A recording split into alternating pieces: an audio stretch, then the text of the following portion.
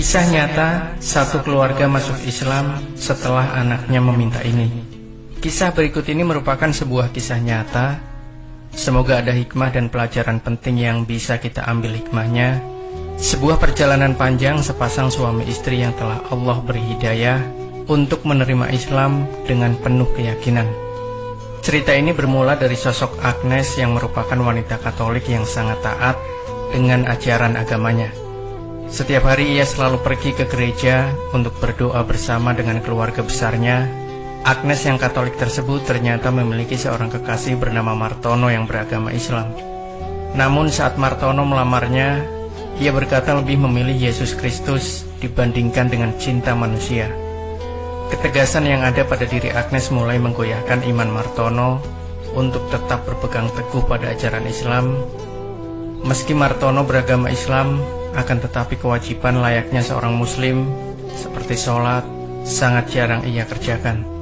Alhasil Martono pun masuk dalam agama Katolik demi mendapatkan gadis pujaannya. Mereka melangsungkan pernikahan di gereja Ignatius Magelang pada tanggal 17 Oktober 1982. Setelah menikah dan menyelesaikan kuliahnya di salah satu universitas ternama di Jogja, keduanya pun pindah dan menetap di Bandung. Tempat yang mereka pilih adalah kompleks perumahan yang di wilayah timur Bandung. Kebahagiaan kian dirasakan oleh kedua pasangan tersebut dengan hadirnya anak-anak mereka yang bernama Adi, Ica, dan Rio.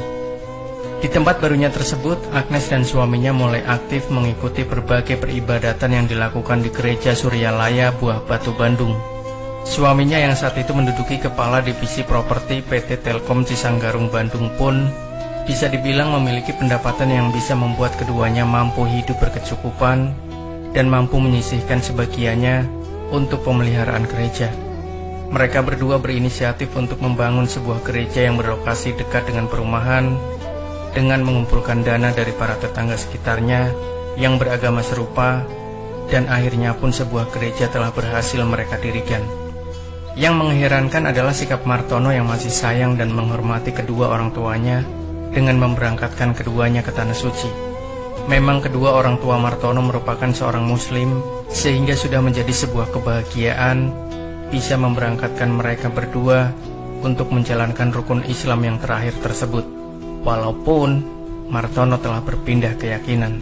Kehidupan yang serba berkecukupan dan harmonis mewarnai hari-hari dari Agnes dan Martono, hingga suatu ketika keduanya merasakan goncangan jiwa yang cukup membuat gelisah. Anaknya yang bungsu yaitu Rio mengalami sakit panas yang tak kunjung reda, sehingga membuat keduanya khawatir dan membawa Rio ke rumah sakit Kristen yang terletak di Bandung Utara. Dokter yang menangani Rio menyatakan bahwa Rio hanya mengalami kelelahan saja, namun Agnes yang merupakan ibunya tetap merasa gelisah dan takut akan kondisi anaknya yang tak kunjung sehat. Ketika dipindahkan ke ruangan ICU, kejadian cukup aneh mulai terlihat. Rio meminta ayahnya untuk memanggil ibunya yang berada di ruangan tengah. Martono pun langsung menuju Agnes dan menyuruhnya untuk masuk ke ruangan ICU. Namun jawaban Agnes cukup membuat heran Martono. "Saya sudah tahu." Martono pun masuk kembali ke dalam ruang ICU tanpa disertai Agnes. "Udahlah papa saja. Pa, hidup ini hanya berjarak 1 senti, sementara di sana nggak ada batasnya," ucap Rio. Martono tertegun dan keheranan melihat anaknya yang masih kecil bisa berkata demikian. Apa yang diucapkan oleh Rio seakan dirinya seperti orang dewasa yang sedang menasehati sesamanya. Sore pun menjelang dan Rio masih berada di ruang ICU ditemani Martono. Rio kemudian berucap, "Pa, Rio mau pulang." Dengan lemah lembut dan penuh kasih sayang, Martono menjawabnya, "Iya Rio, nanti kamu pulang bersama papa dan mama." "Enggak pa, Rio mau pulang ke surga. Rio tunggu papa dan mama di surga," ucapnya dengan nafas yang pendek. Martono yang terkejut dengan ucapan anaknya tersebut, tiba-tiba ia mendengar suara aneh yang menyuruhnya untuk membimbing kalimat syahadat kepada anaknya. Meski kaget, Martono yang dulunya seorang muslim pun menuntun Rio dengan kalimat syahadat. Air mata Rio pun berlinang sembari melafalkan kalimat tersebut. Dalam ketakutan dan kegelisahan, Martono dikejutkan lagi dengan adanya bisikan yang memberitakan bahwa Rio akan meninggal dunia setelah dikumandangkannya adzan maghrib. Mendengar bisikan tersebut, Martono kemudian pasrah dan hanya memohonkan kebaikan bagi anaknya. Dan benar saja, pada tanggal 27 Juli 1999, setelah adzan maghrib berkumandang, Rio pun menghembuskan nafas terakhirnya. Agnes yang tak mau melihat anaknya karena merasa sedih terus, menangis dan meratapi anaknya hingga Rio ditempatkan di rumah duka. Kejadian aneh pun berulang, di mana Agnes seperti melihat Rio yang menghampirinya dan berkata, "Ma, aku nggak mau pakai jas. Aku maunya pakai kain putih aja." Agnes cukup terkejut dengan pemandangannya tersebut karena memang Rio telah tiada. Kejadian tersebut ia tuturkan pada salah satu tetangganya yang muslim dan berada di rumah duka tersebut. Pelayat tersebut menuturkan bahwa kejadian tersebut bertanda bahwa Rio ingin dimakamkan layaknya seorang muslim. Perdebatan panjang pun mewarnai hari itu. Mereka bersepakat untuk membalut tubuh Rio dengan baju, celana, dan sepatu yang berwarna putih. Setelah itu Rio disolatkan oleh mereka yang beragama Islam. Keluarga besar Agnes yang memang penganut teguh agama Katolik bersikeras agar Rio dimakamkan secara Katolik, dan jasad Rio pun dimakamkan di Kerkop yang merupakan pemakaman khusus Katolik yang berada di Cimahi, Bandung. Agnes yang masih bingung dengan berbagai kejadian yang dialaminya hanya berdiam diri hingga suatu hari ia mendengar bisikan yang aneh tentang rumah dan mobil. Rumah adalah rumah Tuhan dan mobil adalah kendaraan untuk menujunya. Di saat itulah Agnes teringat akan ucapan Rio saat masih duduk di bangku TK. "Ma, Mbok Atik nanti akan Rio belikan rumah dan mobil. Mbok Atik merupakan orang yang merawat Rio sejak kecil di rumah, dan ia merupakan seorang muslimah yang taat beribadah meski harus bekerja di rumah majikan yang beragama Katolik."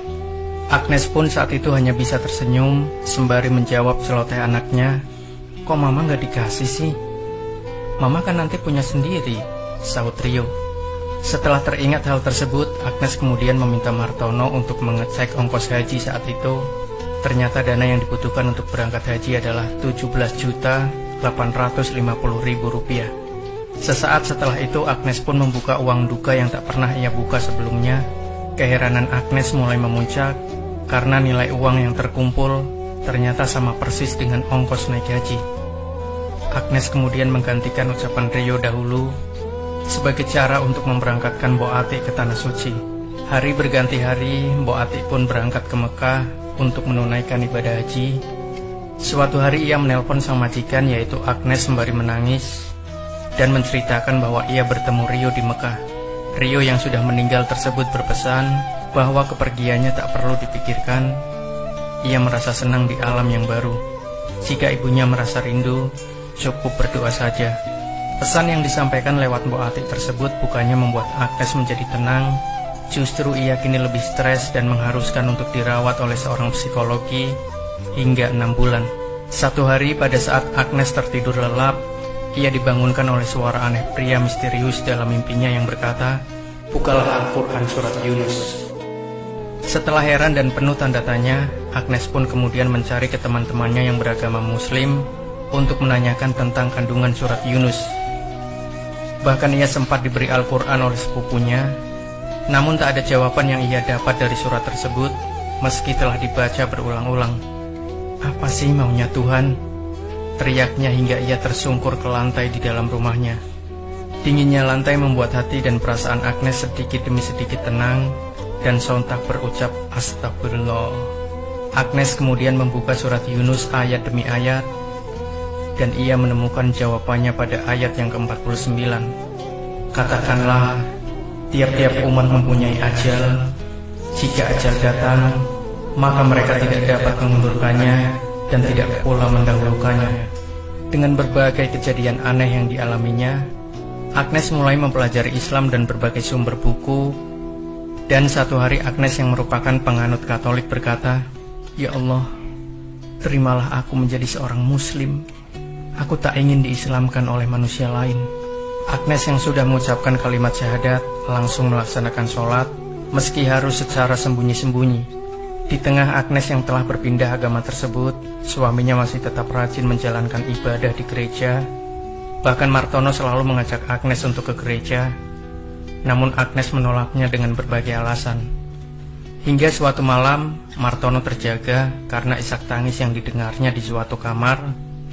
Di tengah rasa penasaran tersebut, ia terkejut karena melihat Agnes sedang melakukan sholat dengan menggunakan celana panjang, jaket, dan syal yang dijadikan kerudung. Martono bertanya keheranan, "Loh, kok Mama kini sholat?" "Maafkan saya, Pak. Telah mendahului Papa." Agnes pasrah dengan sikap suami nanti, apakah akan menyakitinya atau bahkan menceraikannya. Setelah Martono melihat istrinya memeluk agama Islam, ia pun mulai kebingungan menentukan arah akidahnya. Hingga suatu hari, tepatnya tanggal 17 Agustus tahun 2000, Agnes mengantar Adi untuk mengikuti lomba adzan yang diadakan oleh panitia Agustusan di lingkungannya.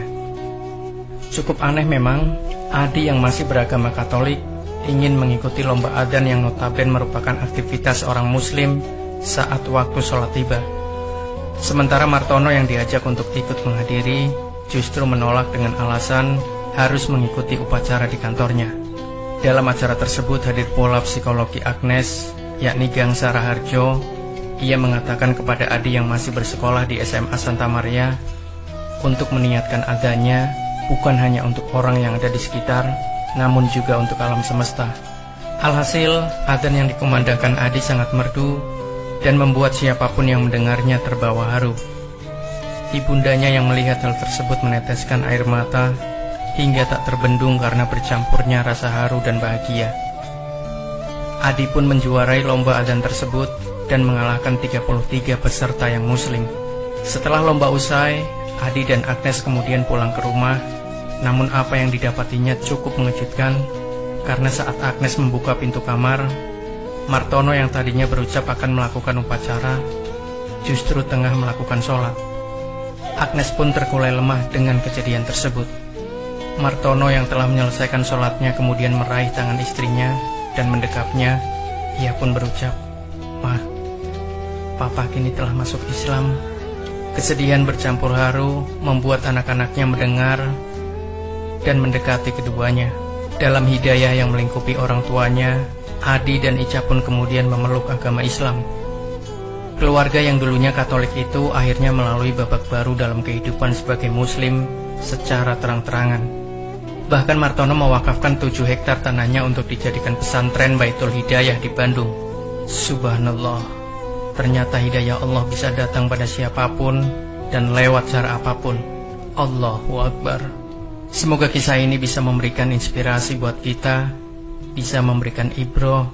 Jangan lupa nantikan kisah-kisah terbaru dari kami selanjutnya. Sampai jumpa. Wassalamualaikum warahmatullahi wabarakatuh.